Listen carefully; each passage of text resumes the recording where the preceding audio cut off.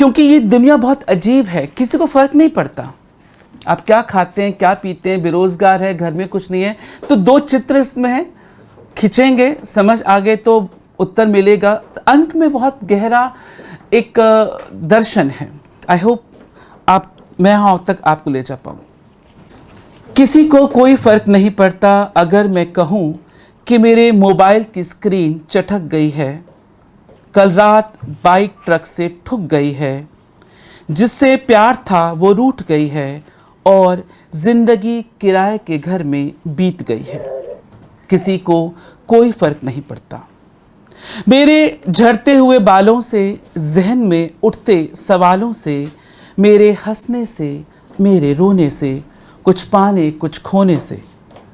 किसी को कोई फ़र्क नहीं पड़ता कि मैं तन्हा हूँ कि नहीं, माँ बाप का प्यार मुझे मिला है कि नहीं, मैं कितनी रातों से सोया हूँ कि नहीं, रोने की बात पर रोया हूँ कि नहीं, मैं गला फाड़ कर बोलूँ या गिड़गिड़ा कर, मैं गला फाड़ कर बोलूँ या गिड़गिड़ा कर, टूट कर बोलूँ या फिर बोलूँ रूठ कर, करवटे मेरे साथ कोई क्यों नहीं बदलता।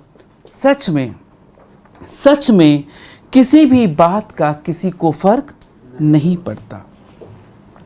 किसी को कोई फ़र्क नहीं पड़ता कि मैं अपने काम से खुश हूँ कि नहीं। किसी को कोई फ़र्क नहीं पड़ता कि मैं अपने काम से खुश हूँ कि नहीं, मेरी तनख्वाह मेरे लिए पूरी है भी कि नहीं, बिजली पानी का बिल मैंने कब से नहीं भरा, क्यों जुदाई का ज़ख्म अब तक नहीं भरा, क्यों जिसका इंतज़ार है वो मुझे फ़ोन नहीं करता, क्यों मेरा जीने का अब मन नहीं करता। सच में किसी भी बात का किसी को कोई फ़र्क नहीं पड़ता, पर फ़र्क पड़ता है अगर मैं कह दूं कि अश्लील बातों में मेरा मन लगता है और सेक्स में मुझे खूब मज़ा आता है, तो सबको फ़र्क पड़ता है।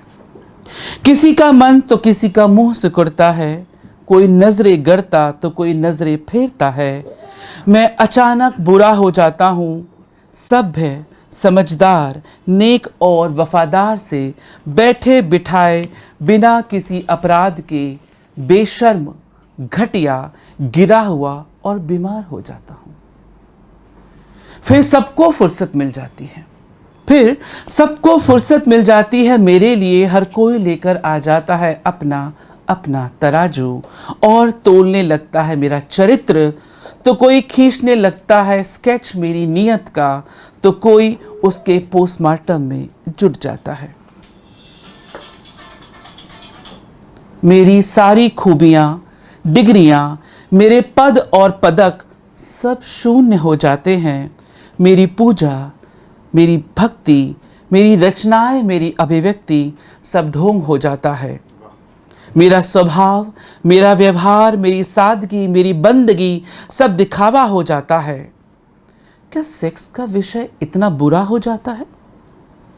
क्या सेक्स का विषय इतना बुरा हो जाता है कि वो सब कुछ निगल जाता है? क्या इसकी प्यास इतनी जहरीली है कि सबको डस लेती है? क्या इसका जिक्र इतना खौफनाक है कि सवालों के कटघरे में ले आता है? कितनी हैरानी की बात है, पानी की प्यास भी इसी शरीर में उठती है। कितनी हैरानी की बात है कि पानी की प्यास भी इसी शरीर में उठती है और जिस्म की प्यास भी इसी शरीर में। कितनी हैरानी की बात है कि पानी की प्यास भी इसी शरीर से उठती है और जिस्म की प्यास भी इसी शरीर से, पर पानी की प्यास पर कोई सवाल नहीं उठाता, और सेक्स की प्यास पर बवाल हो जाता है। एक ही शरीर की प्यास को जायज़ और नाजायज़ बना देती है। एक ही शरीर की प्यास को जायज़ और नाजायज़ बना देती है, अच्छा और बुरा दोनों बना देती है, इसे पाप और पुण्य में बांट देती है।